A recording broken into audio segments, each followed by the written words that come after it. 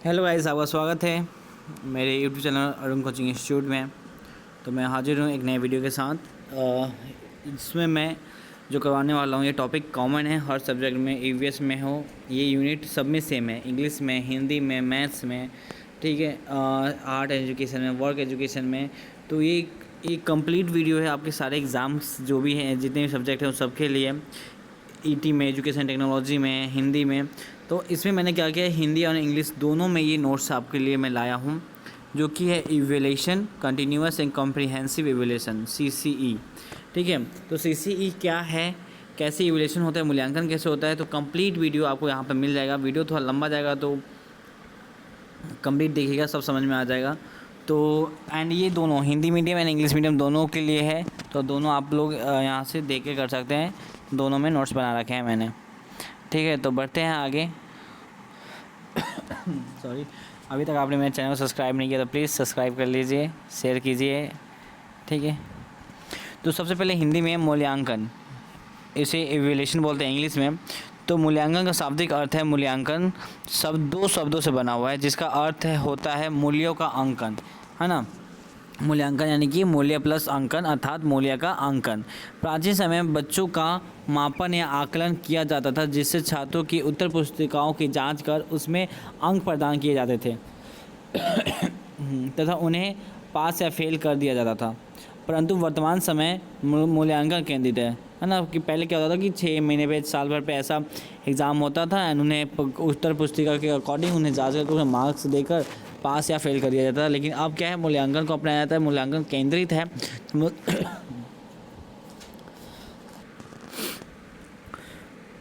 तो मूल्यांकन में छात्रों के मूल्य का निर्धारण किया जाता है। सेम इंग्लिश में है कि the root word of the evaluation is value, which means worth, and the people were measured or assessed in old time, where marks are awarded after the examination of answer sheet of the student. But we are living in a evaluation center era. In the evaluation the real value of the student is determined. तो English में same है, आप पढ़ सकते हैं। Then मूल्यांकन क्या है, तो शिक्षण प्रक्रिया के दौरान एक शिक्षक अपने छात्रों को विभिन्न तथ्यों या ज्ञान कराना चाहता है, उनका सर्वांगीण विकास करना चाहता है तथा शिक्षा के उद्देश्य की प्राप्ति करना चाहता है। इसके लिए उसे समय समय पर यह जानने की आवश्यकता पड़ती रहती है कि छात्रों का सर्वांगीण विकास किस स्तर तक पहुंचा, कितने शैक्षिक उद्देश्य प्राप्त किए जा चुके हैं, वह किस स्तर तक छात्रों की अलग अलग विषय में कितनी उपलब्धि है, छात्रों के कमज़ोर व मजबूत पक्ष कौन से हैं आदि। एक शिक्षक का यह सब जानने में उसमें सुधार करने की प्रक्रिया को मूल्यांकन कहलाती है। सेम इंग्लिश में है कि शिक्षक अपने बच्चों का सर्वांगीण विकास चाहता है, हर क्षेत्र में विकास चाहता है, तो वो उसके लिए वो मूल्यांकन का उपयोग करके बच्चों का जो किस स्तर तक, कहाँ तक बच्चा का विकास हुआ है वो जानने का कोशिश करता है। उसी चीज़ को मूल्यांकन कहा जाता है। ठीक है, इंग्लिश में लिखा हुआ आप पढ़ लीजिएगा, सेम। ठीक है, अब है जो डेफिनेशन क्या है। डांकर के अनुसार मूल्यांकन हमें यह बताता है कि बालक ने किस सीमा तक किन उद्देश्यों को प्राप्त किया है, कि बालक कहाँ तक सीख लिया, किस उद्देश्य तक पहुँच चुका है, टीचर का ऑब्जेक्टिव कहाँ तक उसने हासिल किया है। According to Dandekar, evaluation is a systematic process, सबसे पहले एक सिस्टमेटिक प्रोसेस है of determining the extent of to which education objective are achieve by the people. मूल्यांकन के लाभ क्या है, तो objective and importance of evaluation, छात्रों में के प्रवेश लेने में, while taking admission of the student, छात्रों के प्रवेश लेने में यानी कि जब बच्चे एडमिशन लेंगे तब उस टाइम में ये मूल्यांकन ज़्यादा इम्पॉर्टेंट होता है। छात्रों के विषय में जानकारी प्राप्त करने में कि कहाँ तक बच्चों को किस सब्जेक्ट का कितना ज्ञान है ये पता किया जा सकता है। तो getting information about the student, शिक्षा के उद्देश्य की उपयोगिता की व्याख्या करने में, यानी कि शिक्षा की क्या उद्देश्य हैं, वो क्या उपयोगिता है, क्या इम्पोर्टेंस है, उसके ऑब्जेक्टिव को बताने के लिए मूल्यांकन का या समझाने के लिए मूल्यांकन का उपयोग किया जा सकता है। तो explain the usefulness of objective of the education, पाठ्यक्रम की उपयोगिता की व्याख्या करने में, यानी कि and explain the usefulness of curriculum कि कैरिकुलम का क्या यूज़फुल है वो बताने में, तो पाठ्यक्रम की उपयोगिता की व्याख्या करने में। देन शिक्षा विधियों की उपयोगिता की व्याख्या करने में, कि शिक्षा विधि मतलब कौन कौन सी विधियों के द्वारा पढ़ाया जा रहा है, क्या उपयोगिता है, ये इम्पोर्टेंट है। तो in explain the usefulness of teaching method, ठीक है। छात्रों कई रुचि व स्तर की जानकारी लेने में, यानी कि बच्चों के किस में रुचि है, किस स्तर तक रुचि है वो लेने में, यानी कि to know the people interest and level. Than छात्रों की विभिन्न विषयों की उपलब्धि पर जानने में, यानी कि to know the achievement of student in various subject, यानी कि बच्चा किस सब्जेक्ट में कहाँ तक उसे नॉलेज है, ज्ञान है, ये पता करने के मूल्यांकन एक रोल निभाता है। शैक्षिक उद्देश्यों की प्राप्ति के स्तर की जानकारी लेने में, कि to know the level of achievement of the educational objective, यानी कितना ऑब्जेक्टिव जो एजुकेशनल ऑब्जेक्टिव है कहाँ तक पहुँच चुका है बच्चा, एंड उस पर और कितना वर्क करना है, ये भी हमारा मूल्यांकन बताता है। छात्रों के मजबूत व कमज़ोर पक्ष की जानकारी लेने में, यानी कि अब यहाँ से अगर हम बच्चों के पता कर सकते हैं, अगर बच्चों से हमने मैथ या साइंस का मूल्यांकन किया है एंड उससे पता चला कि बच्चा मैथ में तेज़ है एंड साइंस में कम वीक है, तो ये साथ के साथ पता चल गया था जिस पर हम ध्यान दे पाएंगे। तो ये क्या करता है, छात्रों के मजबूत और कमज़ोर जो पक्ष होते हैं उसके लिए भी इंपॉर्टेंट है मूल्यांकन, to know the about the strong and weak area of the student, है ना। पहले क्या होता था कि 6 महीने पे या साल भर पे एग्ज़ाम होता था, बच्चा जब फेल होता था तब पता चलता कि हाँ बच्चे का ये कमज़ोर है। जब तक बहुत लेट हो चुका था बच्चा जो उद्देश्य है शिक्षा के से उसके से दूर जा चुका होता है। शैक्षिक अधिगम प्रक्रिया में सुधार करने में, यानी कि improving the teaching learning process को सुधारने के लिए। छात्रों के विषय में भविष्यवाणी करने में, यानी कि बच्चे का हम भविष्यवाणी कर सकते हैं, prediction while making a prediction about the student, यानी कि अगर हम एग्ज़ाम बच्चों का मूल्यांकन करते हैं एंड हमें पता चला कि जो इंटेलिजेंट बच्चा है वो फेल हो गया या कम मार्क्स लेके आया, या जो डल बच्चा था वो अच्छे मार्क्स लेके आया, तो यहाँ पर हम भविष्यवाणी कर सकते हैं कि एंड पास्ट का भी ले सकते हैं कि जो बच्चा पहले कमज़ोर था अब तेज़ हो रहा है ना, तो उसका जो फ्यूचर है ब्राइट जा रहा है। एंड जो बच्चा डल है, जो पहले तेज़ था अब डल हो गया है एंड उसका फ्यूचर क्या है, थोड़ा डार्क की तरफ जा रहा है। तो इससे में हम ये ज्ञात कर सकते हैं कि छात्रों के विषय में भविष्यवाणी करने में इंपॉर्टेंट है। आगे की शिक्षा रणनीतियों बनाने में, अब हमें पता चल गया कि बच्चा किस तेज़ है, किस बच्चे में उनका कम वीकनेस है, तो आगे की रणनीति क्या है, हमारे शिक्षण टीचिंग प्रोसेस स्किल्स है उसमें कुछ चेंज करना पड़ेगा, कैसे कराना है, तो ये आगे की शिक्षण रणनीतियाँ बनाने में उपयोगी है मूल्यांकन। शैक्षिक शोधों के लिए आंकड़ों का संलग्न, यानी collection of data for research की डाटा को रिसर्च करने में। छात्रों को प्रेरणा प्रदान करने में, यानी कि मोटिवेट करने में भी मूल्यांकन एक बहुत बड़ा रोल निभाता है। यानी कि मूल्यांकन को अगर हम बच्चों से मूल्यांकन करते हैं, बच्चा थोड़ा डर रहा है बोलने में या कुछ ऐसे, तो उसे मोटिवेट कर सकते हैं कि नहीं और अच्छा कर सकते हो आप ऐसे, है ना। अगर बच्चा वहीं पे अगर 30 बच्चा है और उसके कम मार्क्स आ रहे हैं, तो उसका रीज़न हमें पता चल गया कि हाँ बच्चा तेज़ है, उनका मार्क्स कम आ रहे हैं, तो वहाँ पे हम बच्चों को मोटिवेट कर सकते हैं कि नहीं आप गलत जा रहे हो, आपको कैसे करना है, आप पहले इतना अच्छा कर देते, तो मोटिवेट करना है, बच्चों को इंकरेज करना है। एक अच्छा अगर बच्चों का हमें प्लस माइनस के बारे में पता चल रहा है कि बच्चा किस में प्लस है माइनस में, तो बिना माइनस चीज़ को बताए हुए हम बच्चों को प्लस चीज़ों को बता के उसे मोटिवेट करेंगे। सॉरी। छात्रों की कठिनाइयों का पता लगाने में या उनका निवारण करने में, यानी कि बच्चों को कहाँ पर समस्या है, डिफ़िकल्टीज़ की इसमें, और उनका निवारण करने में भी इम्पॉर्टेंट है। तो इंग्लिश और हिंदी दोनों में है, आप देख सकते हैं। अब जो मूल्यांकन है 2 टाइप के होते हैं, सतत एवं व्यापक मूल्यांकन, जिसे इंग्लिश में कंटिन्यूअस एंड कॉम्प्रिहेंसिव एवैल्यूएशन भी कहा जाता है, CCE पैटर्न, जो कि पहले 2009 के बाद ये बहुत ज़्यादा प्रचलित में आया कि इसको CBSE बोर्ड ने CCE पैटर्न को लागू कर दिया। CCE पैटर्न क्या है ये अब हम समझने वाले हैं कि सतत, ऐसे हिंदी में बोलते हैं सतत एवं व्यापक मूल्यांकन। यह एक मूल्यांकन प्रक्रिया है। इसे CBSE जो बोर्ड है, CBSE वो भारत सरकार द्वारा भारत में शिक्षा का अधिकार अधिनियम, यानी कि राइट टू एजुकेशन जो एक्ट था 2009 के तहत लागू किया गया था। सतत एवं व्यापक मूल्यांकन में 2 शब्दों का है, सतत एवं व्यापक का प्रयोग हुआ है। सतत का मतलब होता है लगातार, और व्यापक का मतलब सभी पक्षों का, यानी कि बस बच्चे के एजुकेशन का नहीं, बच्चे का सर्वांगीण विकास, यानी कि बच्चों का जो होलिस्टिक डेवलपमेंट है वो उन सबको ध्यान में रखते हुए मूल्यांकन किया जाना एवल्यूशन किया जाना, उसी को बोला जाता है सतत व्यापक पक्षों का मूल्यांकन। यानी कि सतत अर्थात बच्चों का मूल्यांकन पूरे साल भर लगातार किया जाना। यानी कि बच्चों को अब हम पढ़ा रहे हैं तो क्लास के दौरान हमने एक टॉपिक पढ़ा दिया एंड उसी टॉपिक से रिलेटेड बच्चों का हमने पूछ लिया, तो वो क्या है, एक सतत व्यापक है। क्लास के दौरान ही हमने बच्चों से उस मूल्यांकन करवा लिया है ना, कि बच्चों को कितना समय में आया है। अगर नहीं आया तो हम अपने टीचिंग क्षेत्र में सुधार कर सकते हैं, बच्चों से दोबारा किसी और मेथड से समझा सकते हैं। अर्थात बच्चों के शैक्षिक या शैक्षिक विकास के सभी पक्षों आदि का मूल्यांकन किया जाना। छात्रों के सभी पक्षों का पूरे साल भर मूल्यांकन किया जाना मेन जो है सतत व्यापक का डेफिनेशन आता है। सतत एवं व्यापक मूल्यांकन बच्चों के समुचित विकास का निरंतर और नियमित मूल्यांकन है, जिसमें विकास के सभी पहलुओं का विभिन्न विधियों और उपकरणों के समय समय पर व्यापक मूल्यांकन किया जाता है। Continuous and comprehensive evolution, it is a evolution process. ये एक मूल्यांकन प्रोसेस है।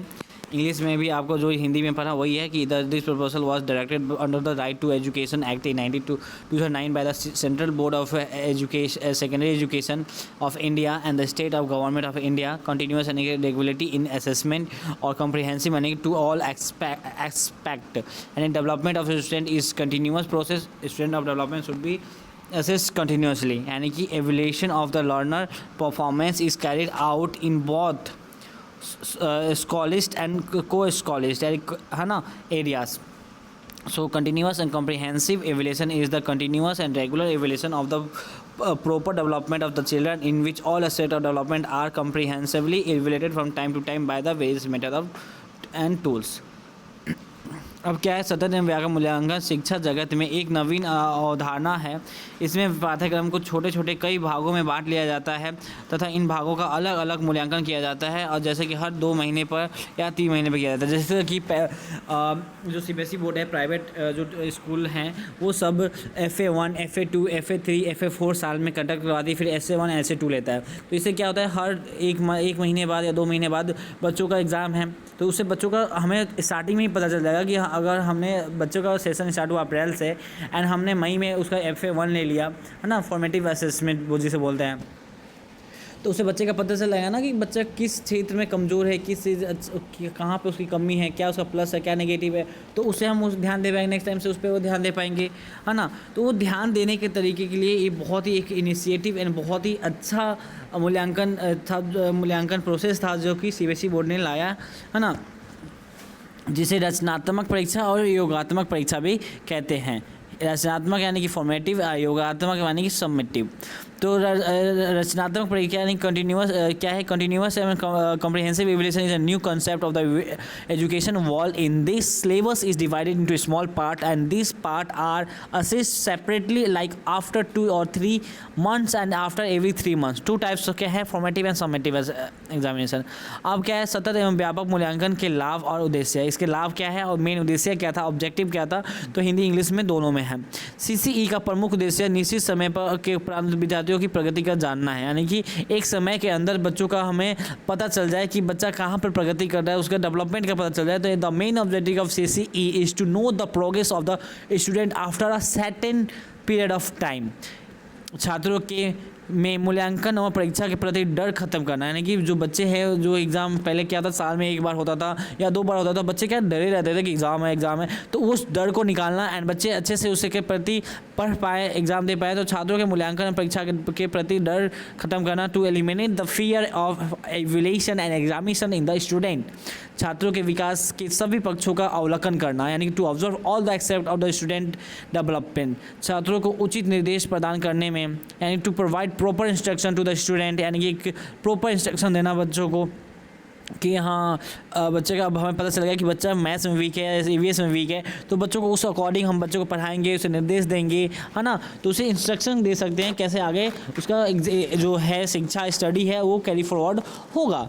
CCE के द्वारा अध्यापक विद्यार्थियों में होने वाले व्यवहारगत परिवर्तन को जान सकता है, यानी कि बच्चों में कितना परिवर्तन हुआ, बिहेवियर चेंज को जान सकता है। ठीक है, इसमें शिक्षण अधिगम प्रक्रिया में सुधार हो सकता है, यानी कि improve the teaching teaching learning process, यानी कि इसके साथ साथ हम बच्चों का ही नहीं टीचर्स जो हैं उनका भी सुधार होगा कि अगर हाँ इस बार बच्चों को इस तरीके से पढ़ाया तो कम मार्क्स आया, है ना, एंड इस तरीके से पढ़ाया तो अच्छा मार्क्स आया, तो यानी कि हमें अब किस तरीके से बच्चों को पढ़ाना है तो वो भी पता चल जाएगा, to improve the teaching learning process, है ना, तो ये भी बताता है। इसमें शिक्षण प्रक्रिया छात्र केंद्रित बनती है, यानी कि ये जो होता है, जो शिक्षा जो होता है स्टूडेंट सेंटर्ड होता है, ठीक है, to make the learning process student center, यानी कि बच्चों को रखा जाए, टीचर एक फैसिलिटेटर की तरह काम करे, वो होता है CCE पैटर्न का मेन ऑब्जेक्टिव था, एंड उसके लाभ भी हैं, एडवांटेज भी हैं।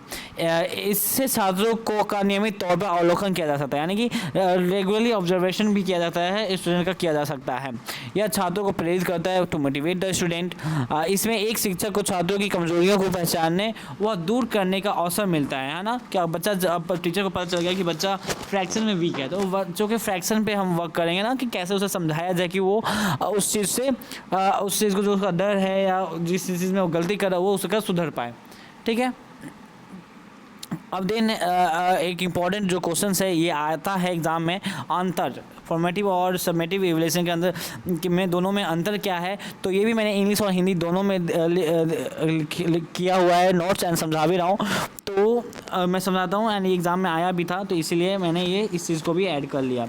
तो यह शिक्षण प्रक्रिया से पहले या शिक्षण प्रक्रिया के दौरान किया जाता है, यानी जो फॉर्मेटिव असाइनमेंट होता है, यानी कि प्री टीचिंग या मिड टीचिंग, यानी कि बच्चों को पढ़ाते समय भी हम बीच बीच में भी बच्चों से MCQ पूछ लिए या कोई चैप्टर पढ़ा रहे हैं उसके दौरान ही पूछ लिए, तो क्या हुआ कि प्री टीचिंग पहले जैसे कि बच्चों का हम क्लास स्टार्ट करने से पहले प्रीवियस नॉलेज जानते हैं, तो प्रीवियस नॉलेज में बच्चों से पूछते हैं ना कि हाँ बच्चा इस चैप्टर में आप क्या क्या जानते हो, है ना, पढ़ाने से पहले उससे रिलेटेड कुछ सवाल पूछते हैं, तो बच्चे बताते हैं, तो यानी प्री टीचिंग या मिड टीचिंग के दौरान किया जाता है।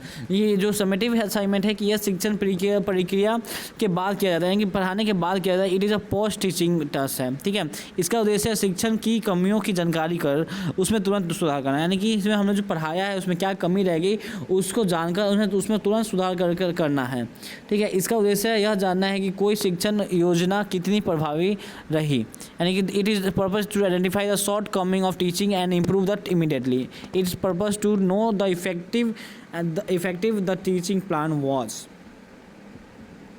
इसमें चल रही शिक्षण प्रक्रिया की प्रभावित को बढ़ाया जा सकता है, to enhance the effectiveness of on the ongoing learning process, ठीक है। इसमें छात्रों की उपलब्धि ज्ञात कर आगे के लिए नीतियाँ बनाई जाती है। In this knowing the achievement of the student policy are made to the future. इसमें छात्रों को कोई अंक अथवा ग्रेड प्रदान नहीं किया जाता है, यानी कि समेटिव असाइनमेंट में बच्चों को कोई अंक या ग्रेड नहीं दिया जाता है, फॉर्मेटिव में एंड लेकिन समेटिव में इसके छात्रों को अंक अथवा ग्रेड प्रदान किए जाते हैं। नो मार्क्स और grade are given to the student after this mark और ग्रेड, यानी कि समेटिव में दिया जाता है, एसए में। इस FA में क्या है, FA में इसमें समय कम लगता है, इसमें does not take time much time, इसमें अधिक समय लगता है, it take time process taking process. इसमें निदात्मक अनुचारात्मक दोनों प्रक्रियाएं शामिल होती हैं, यानी कि अब बच्चों को हम जान गए तो उनका रेमिडियल यानी diagnostic process and remedial process teaching दोनों इसमें एक साथ चल रहा होता है, यानी कि बच्चे का अब हम जान गए कि हाँ बच्चे में ये कमी है तो उसमें निदात्मक हम उपयोग कर सकते हैं। तो इसमें क्या निदात्मक और उपचारात्मक दोनों प्रक्रिया शामिल होती है, यानी कि डायग्नोस्टिक प्रोसेस और रेमिडियल टीचिंग। ये उपलब्धि परीक्षण के रूप में कार्य करता है। It work on the achievement test, जो कि ये है अचीवमेंट टेस्ट कि बच्चे ने कितना अचीव किया है।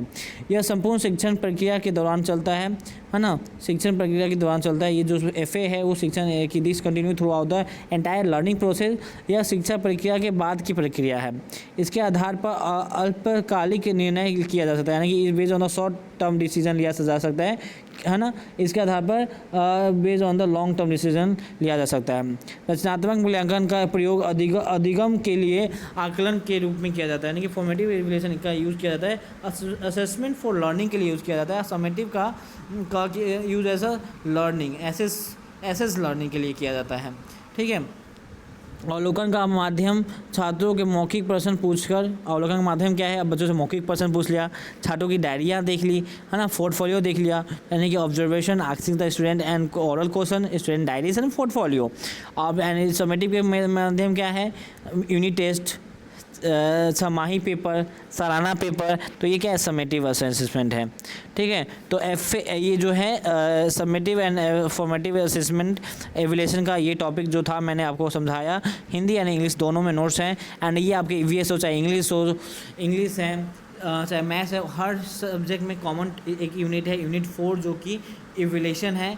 तो ये सारे टॉपिक के लिए एक वीडियो कंप्लीट आपको मैं दे रहा हूँ, एंड आपको वीडियो पसंद आए, मेरे पढ़ाने का तरीका अगर पसंद आ रहा है या कोई फीडबैक है अच्छा नहीं लग रहा, तो आप उसमें मेरे को कमेंट कर सकते हैं, मैं सुधार ज़रूर करूँगा।